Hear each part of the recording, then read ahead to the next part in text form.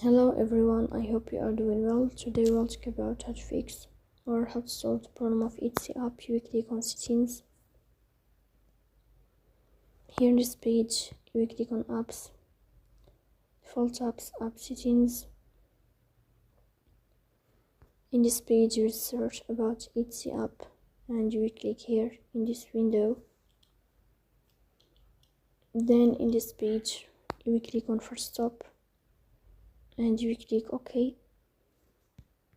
Here you will enter to the window of storage. Then we click on clear cache. In the end, you will turn off your phone and you will restart your phone again to fix that problem. So that's all. Don't forget to support us by like and subscribe. See you next time and thank you for your watching and your attention.